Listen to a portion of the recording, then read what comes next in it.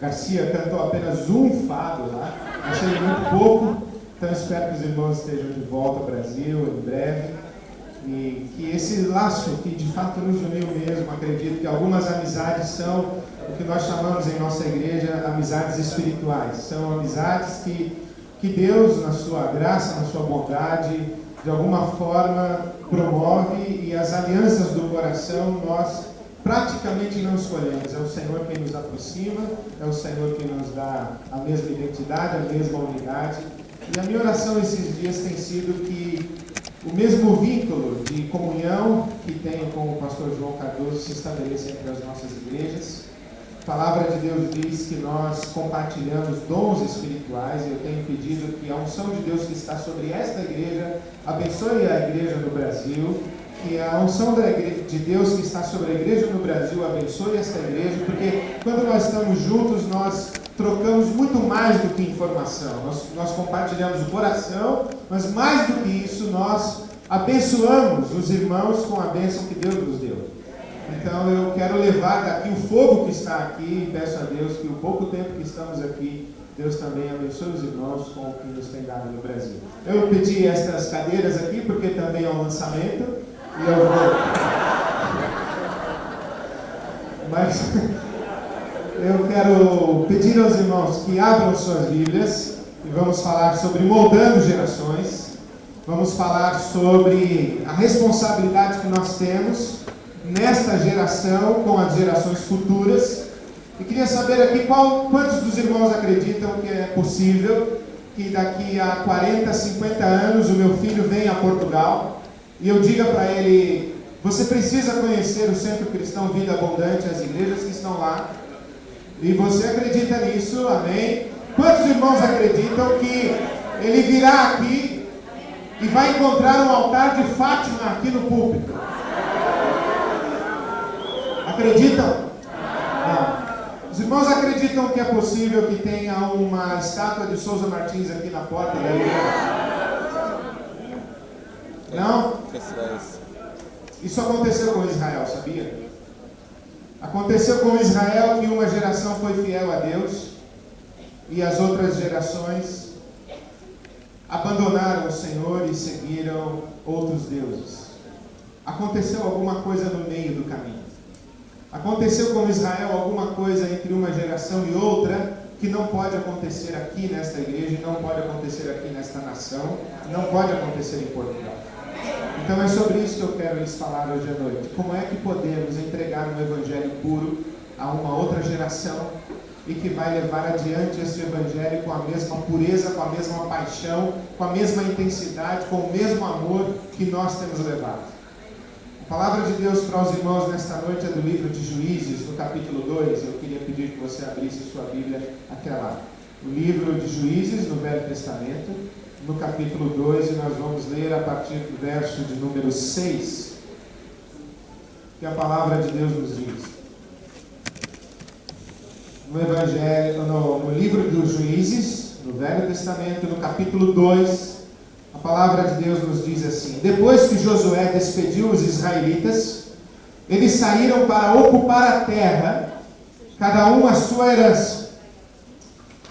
O povo prestou culto ao Senhor durante toda a vida de Josué e dos líderes que sobreviveram a Josué e que tinham visto todos os grandes feitos do Senhor em favor de Israel.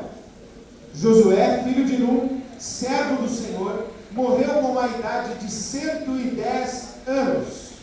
Foi sepultado na terra de sua herança, em Timnat-Heres, nos montes de Efraim, ao norte do Monte Gaás. Depois que toda aquela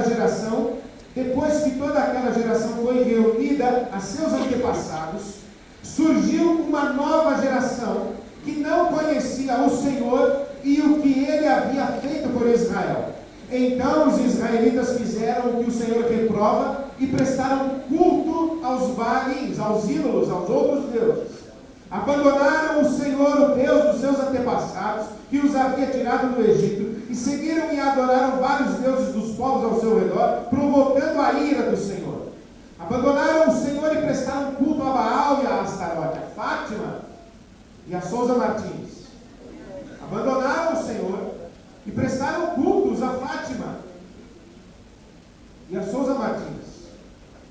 A ira do Senhor se acendeu contra Israel e ele os entregou nas mãos dos invasores que os saquearam. Ele os entregou aos inimigos ao seu redor, os quais já não conseguiam resistir. Sempre que os israelitas saíam para a batalha, a mão do Senhor era contra eles para derrotá-los, conforme lhes havia advertido e jurado. Grande angústia os dominava. Uma geração que hoje tem grande alegria e júbilo na presença de Deus, pode dar origem a uma outra geração que viverá dias de tristeza e angústia e de lamento na presença de Deus. Infelizmente foi isso que aconteceu com Israel, mas em nome de Jesus dizemos que isso não acontecerá em Portugal, isso não acontecerá nesta igreja, porque vamos aprender a palavra de Deus e o Senhor há de colocá-la em nossos corações. O que acontece aqui? Acontece que há, neste texto, pelo menos 3 gerações. A geração de Josué, a geração daqueles que sobreviveram a Josué e a geração do que poderíamos chamar os netos de Josué. Veja que interessante, aqui está a geração de Josué. Josué morreu com 110 anos. Algumas pessoas que conviveram com Josué viveram depois da morte de Josué. E diz a palavra de Deus que esta geração serviu a Deus. Esta geração que conheceu Josué e conviveu com Josué. Mas esta terceira geração, depois que esta segunda geração morreu, esta terceira geração abandonou o Senhor e seguiu aos ídolos. Adorou outros deuses. O que a Bíblia está dizendo é que Josué conhecia a Deus e as obras de Deus. Conhecia a pessoa de Deus e aquilo que Deus fizera na história de Israel. Mas esta segunda geração, a Bíblia diz no texto que lemos de Juízes capítulo 2, que esta segunda geração conhecia as obras de Deus. Não conhecia Deus, conhecia as obras de Deus. E esta terceira geração não conhecia Deus e não conhecia as obras de Deus. Eu vou repetir para você. Esta primeira geração de Josué conhecia Deus e as obras de Deus. Esta segunda conhecia as obras de Deus. E esta terceira não conhecia nem a Deus e nem as obras de Deus. Josué é o camarada que anda com Moisés. Quando Deus lá manda que Moisés monte a tenda da congregação do lado de fora do acampamento, do arraial de Israel, e Moisés vai até aquela tenda, cada israelita fica à porta de sua própria tenda, vendo o tabernáculo, a glória de Deus que desce sobre o tabernáculo, Moisés ao encontro de Deus, Moisés em intimidade com Deus, e Josué ali à porta. A Bíblia diz que quando Moisés saía da presença de Deus e voltava para o acampamento, Josué ali ficava. Olha, eu acho isso extraordinário, porque muito provavelmente Josué estava dizendo a Deus: eu quero também ver o Senhor. Eu não me contento em ficar à porta da minha tenda, eu também quero ter um encontro contigo. Eu não quero ouvir o que Moisés ouviu de ti, eu quero ouvir o teu coração. Eu quero te conhecer, eu não quero andar no rastro do conhecimento que Moisés tem do Senhor. Eu quero conhecer o Senhor pessoalmente. Por isso é que ele se levanta e diz a Israel: vocês devem escolher hoje a quem vão servir. Se vão servir a Deus ou aos ídolos. Mas eu e a minha casa serviremos ao Senhor, disse Josué. Eu e a minha casa serviremos ao Senhor. Este homem conhecia Deus. Este homem viu o que Deus fez para Israel na peregrinação do deserto. Foi este homem quem atravessou com os 12 espias e enxergou a terra. Na volta, foi este homem quem disse: vamos possuir a terra, porque é nossa, o Senhor nos vai dar esta terra. Josué e quem era o outro companheiro? Caleb, Josué e Caleb. Este homem conhecia Deus. Este homem homem convocava o povo e o povo andava com ele. Este homem ouviu a voz de Deus dizendo a ele: assim como eu fui com Moisés, eu serei contigo. Esforça-te, tem bom ânimo, ser forte, ser corajoso. Assim como eu fui com Moisés, eu serei contigo. Este homem ouviu a voz de Deus em primeira mão. Mas essa segunda geração não conhecia Deus, conhecia apenas as obras de Deus. Essa geração conhecia histórias, não conhecia uma pessoa. Essa geração andava nos passos da fé desta primeira geração. Esta geração aqui orava ao Deus dos meus pais, ao Deus dos nossos pais. Não era o meu Deus, era o Deus do meu pai.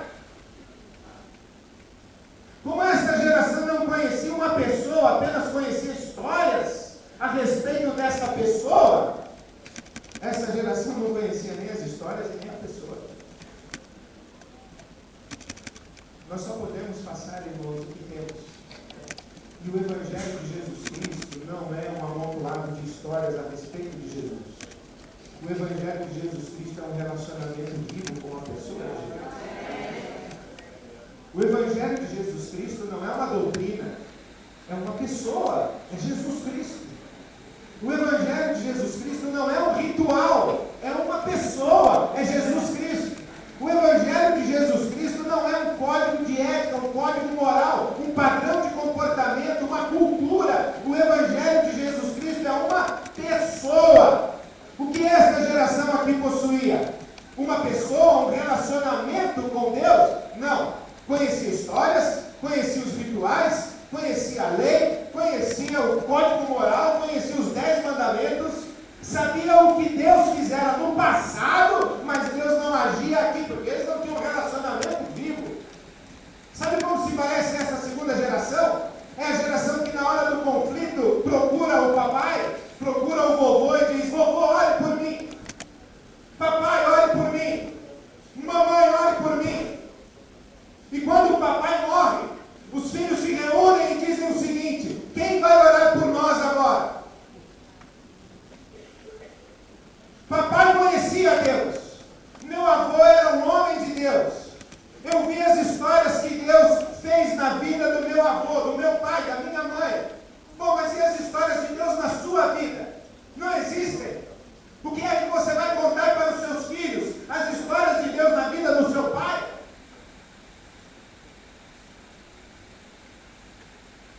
Você vai contar histórias ou vai apresentar uma pessoa? Você vai trazê-los a um ritual ou vai apresentá-los a uma pessoa?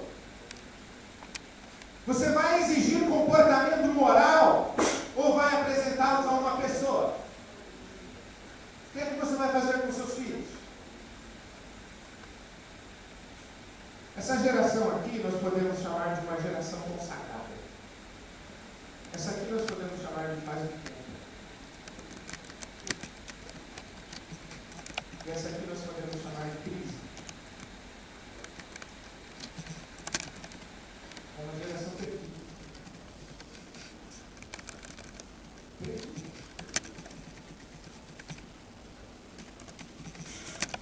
Onde os irmãos acham que sentou-se Davi?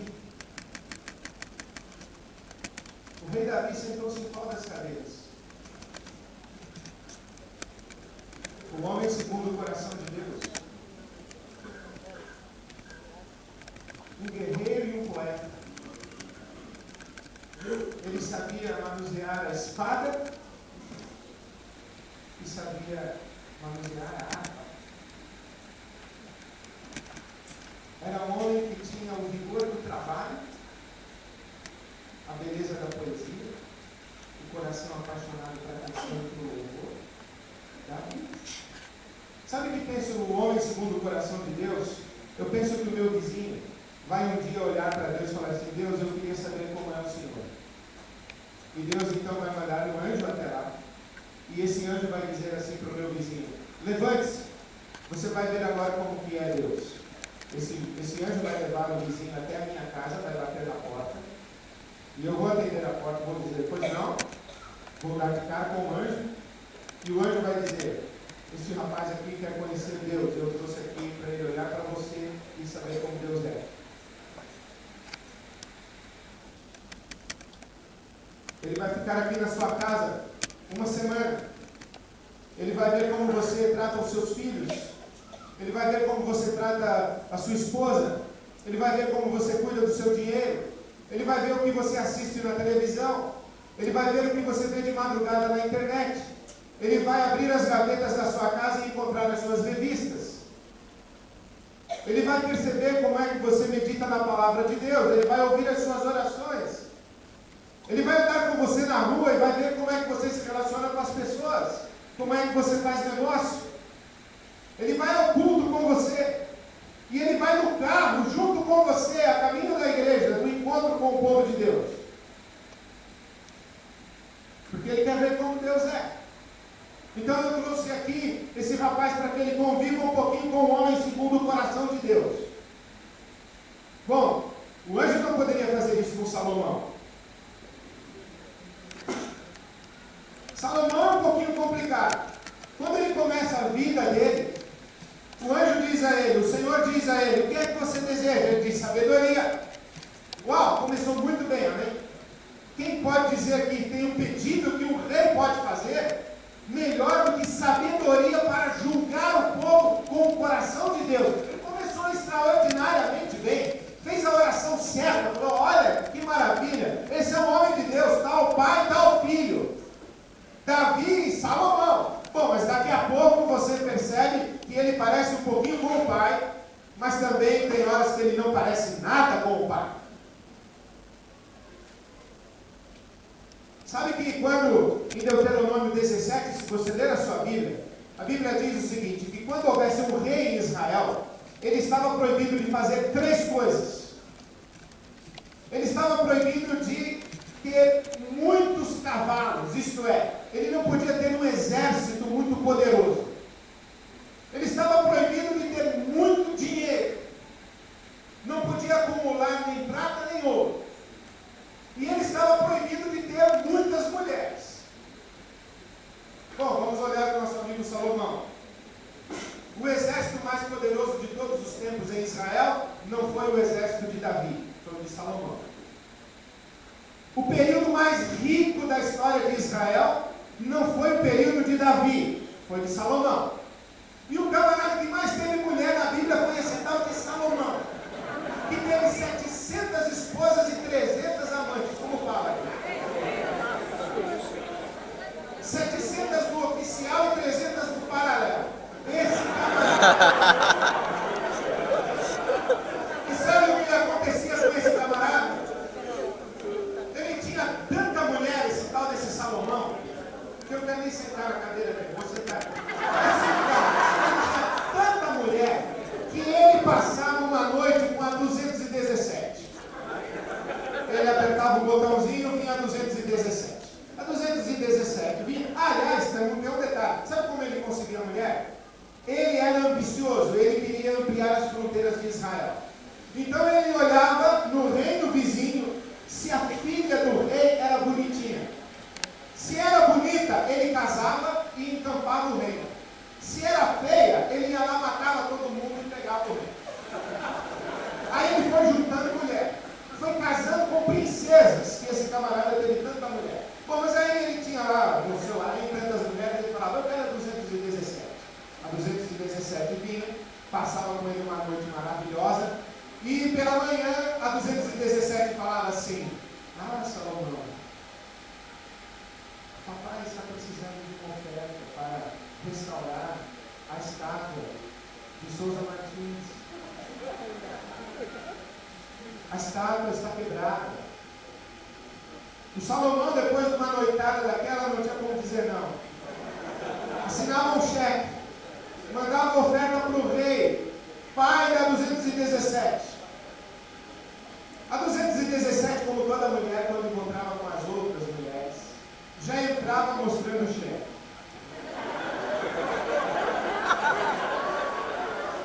Ganhei do Salomão.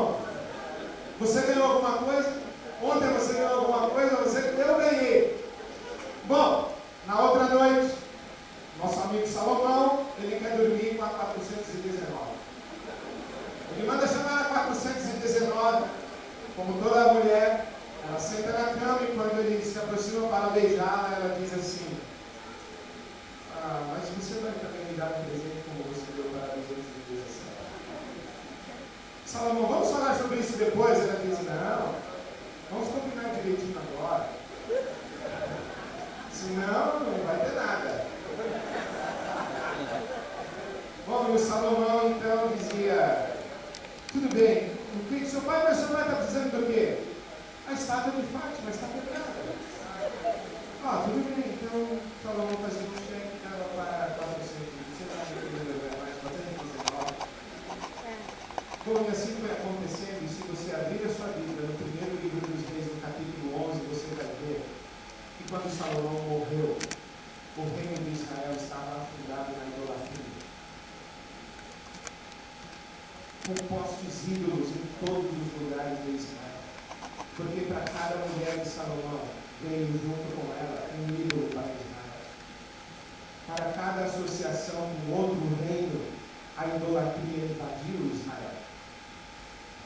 O filho de Salomão, quando Salomão morreu, como chamava, que assumiu o reino, Roboão. Roboão assumiu o reino. E nos dias de Roboão, na primeira semana de governo, o reino de Israel se dividiu. 10 tribos seguiram Jeroboão e 2 tribos ficaram com Roboão. A partir dali, a desgraça de Israel se acelera grandemente, porque uma geração comprometida, uma geração faz de conta, gera uma geração de crise. Esta geração aqui, irmão, nós podemos chamar de espiritual. Esta geração, como você chama um camarada que ora está aqui, ora está aqui? A espiritual é o quê? É carnal. E esta geração? Natural. Paulo apóstolo vai dizer que aos espirituais, aos carnais e aos naturais. Os naturais não conhecem a Deus. Os carnais ouviram tanto falar de Deus, eles conhecem a Deus, mas eles não vivem como se conhecessem a Deus.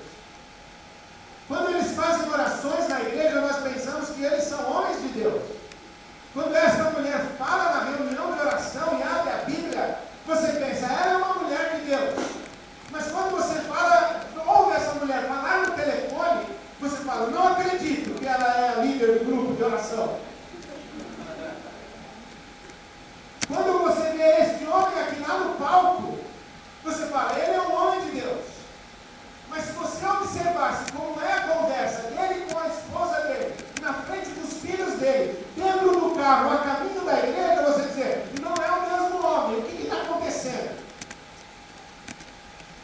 Sabe onde eu contei a história do camarada que morreu na igreja e o pastor João Cardoso foi fazer no velório dele? E o pastor chegou lá e disse, esse era um homem abençoado, um homem de Deus, bom marido, pai de família exemplar, um profissional dedicado, um cristão consagrado. E a viúva no primeiro banco cutucou o filho e falou, meu filho, vai ter mesmo ser teu pai que está lá no caixão?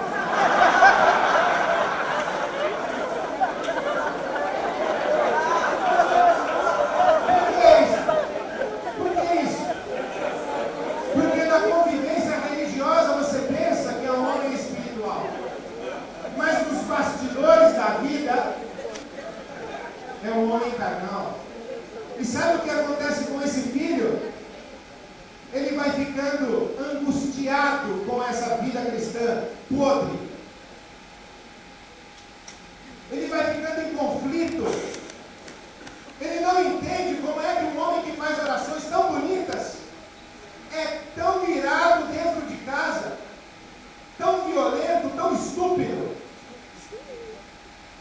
Ele não entende, essa menina que não entende, como é que essa mulher, que todos na igreja gostam dela, não dá atenção para ela e traz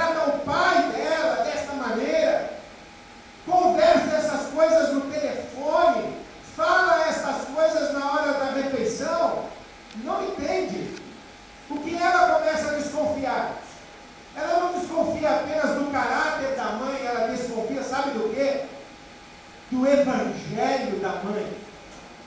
Ela começa a desconfiar da experiência de fé da mãe. Ela começa a desconfiar do Deus dessa mulher aqui. E aí não é de admirar que entra em crise. Em que cadeira sentou-se Abraão?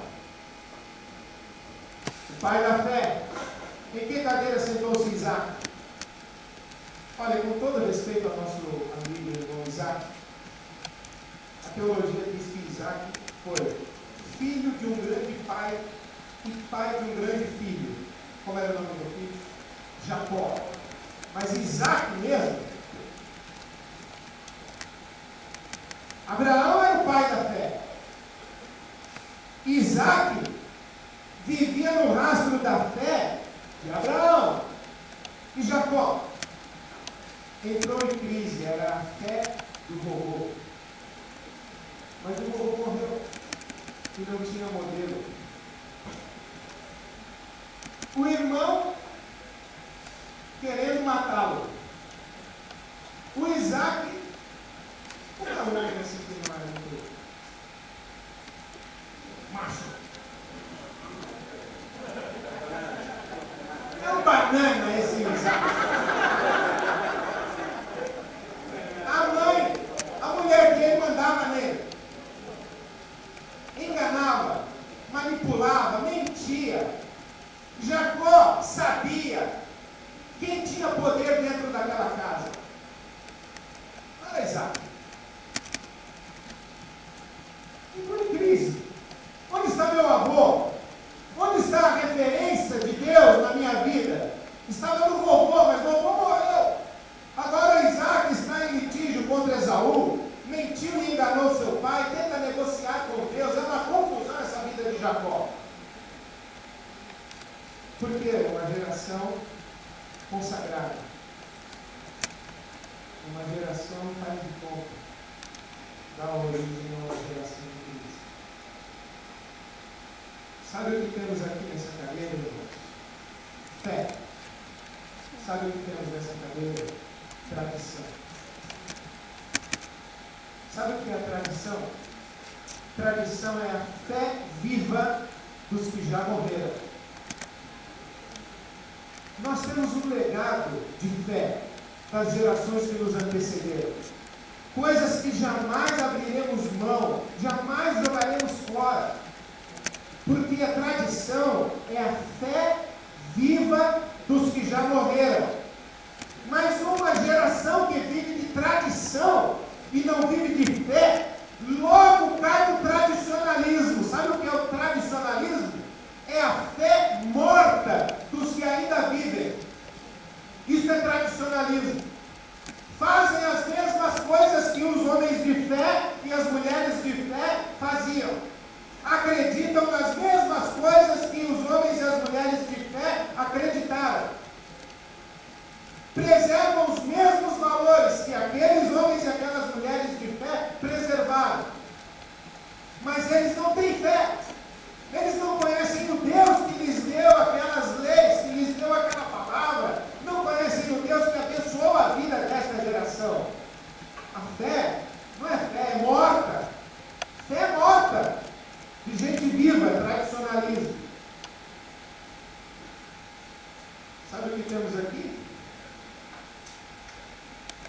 Nem fé, nem tradição, nem tradicionalismo. Nós temos uma crise profunda de abandono de Deus, de cinismo, de falta de esperança, conflito. Sabe o que essa geração pensa? Primeiro Deus, depois eu. Sabe o que essa geração aqui pensa? Primeiro eu, depois Deus. Sabe o que essa geração pensa? Primeiro eu, depois eu também.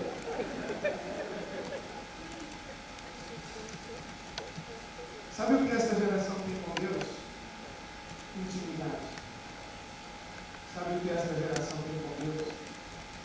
Interesse. Cuida da minha casa. Cuida do meu filho. Me dá um emprego. Cuida da saúde do meu neto. Deus só presta para fazer favores. Essa geração serve a Deus. Essa geração aqui tem um bichinho que possa servir. E essa geração que tem intimidade e interesse, idolatria. Porque quem está interessado em favores acaba escolhendo o primeiro Deus que não conhece o Deus.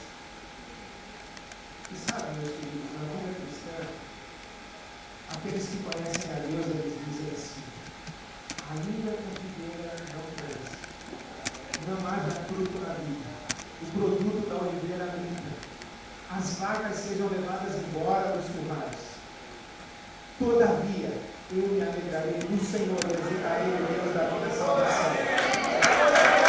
Esta geração aqui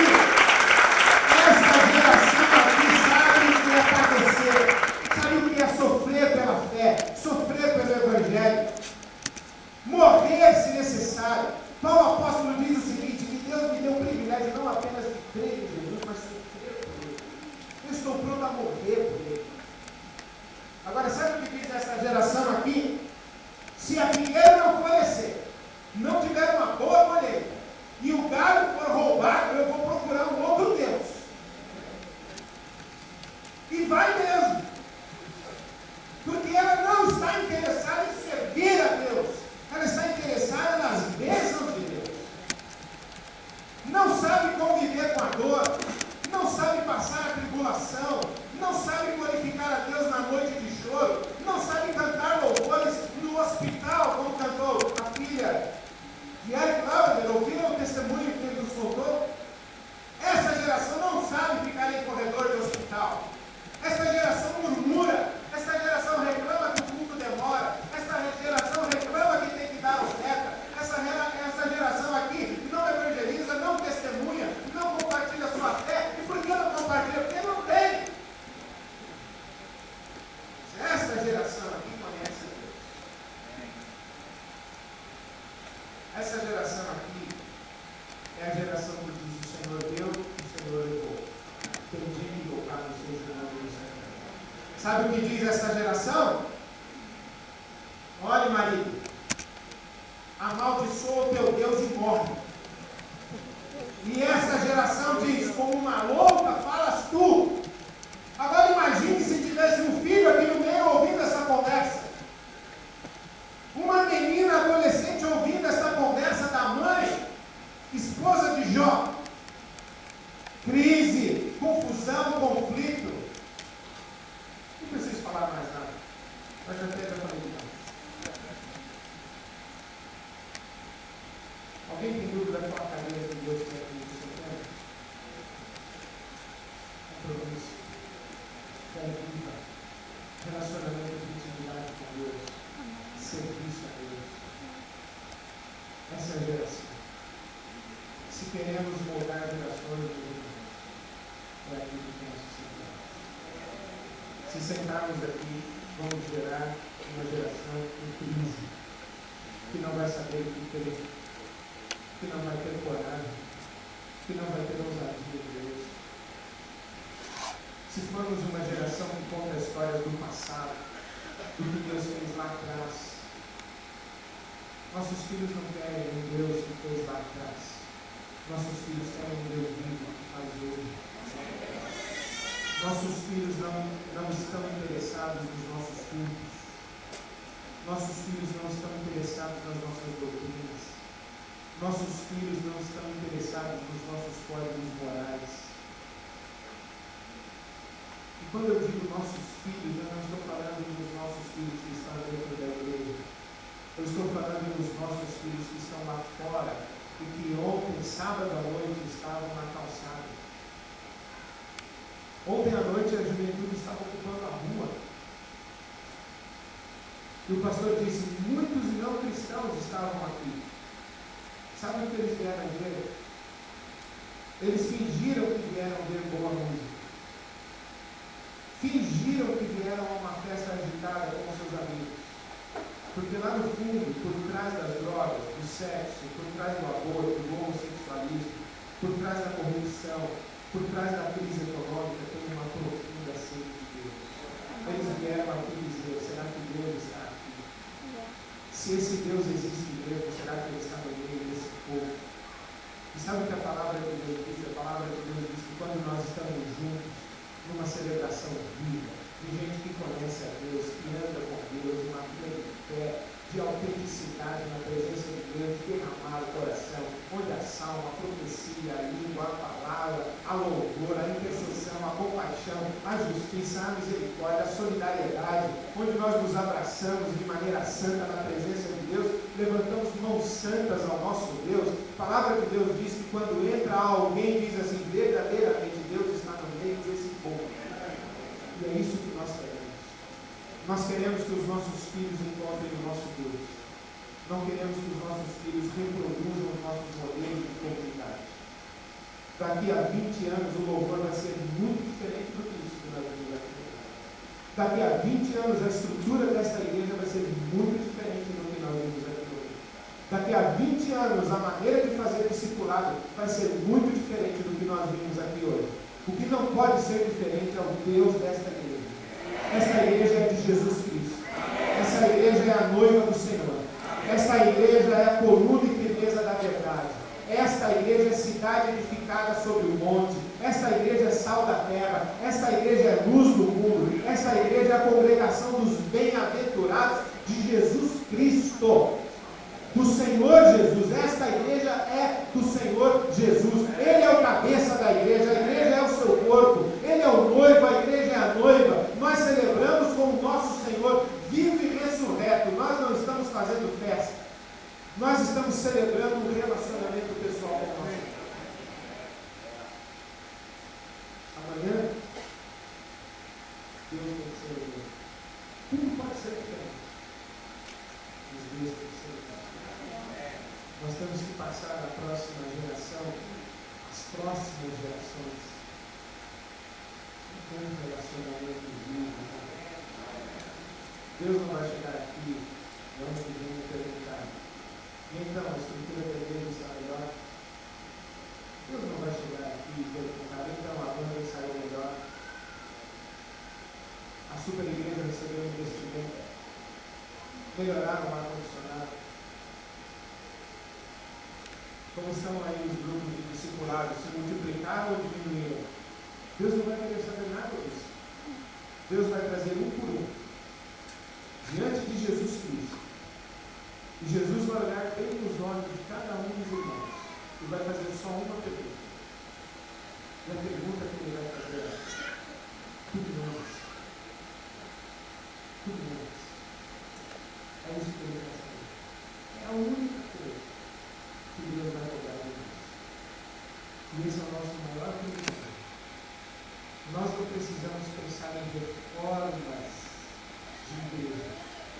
Nós temos que pensar na paixão do coração, no brilho dos olhos para passar a viver por Deus. Eu queria fazer 3 convites a vocês irmãos. 3 convites. Pedir ao Paulo Raposo que nos ajude e fazer 3 convites. Você pode ficar no pé. E eu queria chamar que você viesse aqui.